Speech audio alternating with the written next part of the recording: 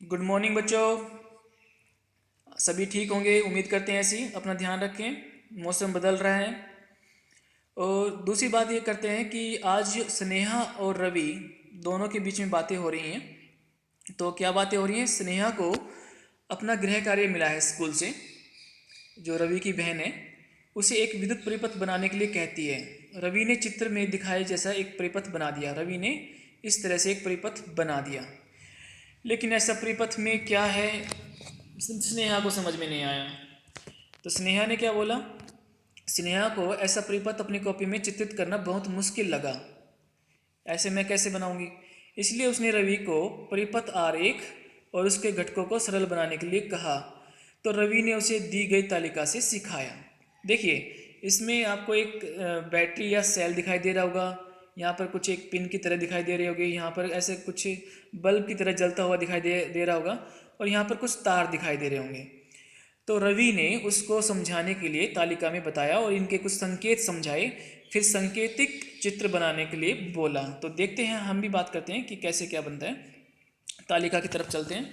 देखिए, सबसे पहले तो रवि ने सेल का संकेत बताया। यहाँ पर विद्युत के अवयव दिए गए हैं और यहाँ पर प्रतीक दिए गए हैं। तो एक विद्युत सेल, जिसे हम बैटरी भी बोलते हैं, उसको हम इस संकेत से दर्शा सकते हैं। विद्युत जो बल्ब होता है उसको हम इस तरह संकेत से दर्शा सकते हैं। और अगर संकेत जो स्विच होता है, हमारा स्विच ऑन है या ऑफ है, उसको भी हम दो तरीक़ों से दर्शा सकते हैं। एक तो स्विच जब ऑन स्थिति में होता है तो आप देखिए कि ये वाला तार और ये वाला तार दोनों जुड़े हुए हैं। तो हमने इस पिन के अंदर दोनों तार को यहाँ ज्वाइंट से जोड़ा हुआ है, इधर से जोड़ा हुआ है। अगर स्विच ऑफ है तो इसका मतलब कनेक्शन कहीं ना कहीं से हट रहा है। तो एक तार को जोड़ रखा है या दूसरे तार को यहाँ से गैप में से हटा रखा है। तो ऐसे ही हमने यहाँ पे दिखाया, यहाँ जो गैप है उसमें से उसको हटाया हुआ है।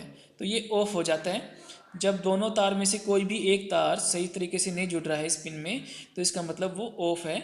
और अगर दोनों ही जुड़ रहे हैं तो इसका मतलब वो ऑन स्थिति में होता है। और इसके बाद में जब हम बात करते हैं बैटरी की, बैटरी क्या होती है? बैटरी वो होती है जब हम एक से ज़्यादा सेल को आपस में जोड़ देते हैं तो बैटरी कहलाती है। यहाँ पर दो सेल को जोड़ा गया है, यानी कि बैटरी बन गई है। तो यहाँ पर हमने तीन को दिखाया गया है। तो कैसे संकेत बनते हैं इसको? एक इस तरह से एक डंडा खींचते हैं, एक लाइन खींचते हैं, एक बड़ी और एक छोटी। तो ये एक सेल को दर्शाती है। इसके साथ में हम छोटे के साथ में फिर दूसरा एक और जोड़ते हैं, जोड़ा, तो वो दूसरे सेल को दर्शाती है। एक दो, अगर दो हो जाती हैं तो फिर हम इसको क्या बोलेंगे? बैटरी। वैसे हम इसको कितना भी दर्शा सकते हैं, तीन भी चार भी। तो यानी कि बैटरी हमने कितनी लगाई हुई है उतना इसको दर्शा सकते हैं। इससे क्या होता है कि बैटरी बन जाती है। और संयोजित तार को हम एक सीधे लाइन से दर्शा सकते हैं, एक लाइन के द्वारा दर्शा सकते हैं। तो अब स्नेहा को समझ में आ गया और इस तरह से उसने एक विद्युत परिपथ बना लिया है। अब जो विद्युत परिपथ बना है वो पहले से काफ़ी अलग है। देखिए, इसमें जो सेल था, सेल को हमने ऐसे दिखाया, बल्ब को उसके संकेत से दिखाया है, संयोजित तार को भी संकेत से दर्शाया है। संयोजित तार वो होते हैं जो बैटरी, बल्ब और स्विच तीनों को जोड़ते हैं। और स्विच में दोनों तार जुड़े हुए हैं। तो बच्चों, क्या आप बता सकते हो कि ये ऑन है या ऑफ है? कैसा है ये? ऑन स्थिति में है, क्योंकि दोनों तरफ से जुड़ा हुआ है। तो यहाँ से एक जो परिपथ बनता है ये पूरा, उस परिपथ को हम क्या बोलते हैं? विद्युत परिपथ। क्योंकि इस पूरे रास्ते में, पथ का मतलब क्या होता है? रास्ता होता है। उस रास्ते में से क्या जा रही है? विद्युत जा रही है। विद्युत जा रही है तभी तो बल्ब जल रहा है। बल्ब के पास अगर हम ऐसे निशान लगा देते हैं तो इसका मतलब बल्ब जल रहा है, ऑन ऑन है। तो एक ऐसा परिपथ जिसमें से विद्युत प्रवाहित होती है उसे हम विद्युत परिपथ बोलते हैं। तो आइए इसकी एक जो साइंटिफिक परिभाषा है उसके बारे में देख लेते हैं। इसमें लिखा हुआ है, एक विद्युत परिपथ चालक और अन्य विद्युत तत्वों से बना एक बंद लूप है, जिसके माध्यम से, बंद लूप क्यों बोला गया है बच्चों?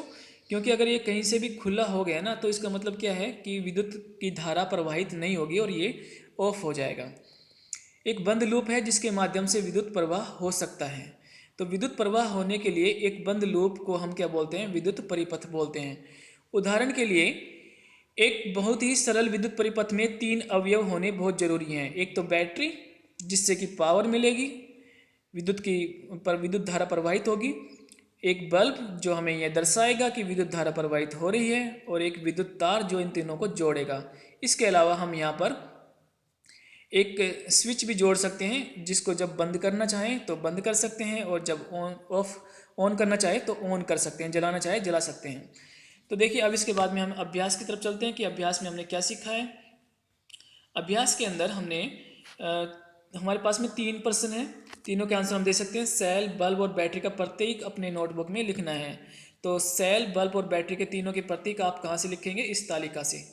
सबसे ऊपर जो दिया गया है वो सेल का प्रतीक है, ये वाला। बल्ब का प्रतीक ये है और बैटरी का प्रतीक यहाँ पर आपको मिलेगा, ये वाला सबसे नीचे यहाँ पर, ये बैटरी का प्रतीक है। ठीक है, दूसरा प्रश्न देखते हैं। विद्युत परिपथ किसे कहते हैं? विद्युत परिपथ की जो परिभाषा है वो आपने अभी अभी पढ़ी है। एक विद्युत परिपथ चालक और अन्य विद्युत तत्वों से बना एक बंद लूप है जिसके माध्यम से विद्युत प्रवाह हो सकता है।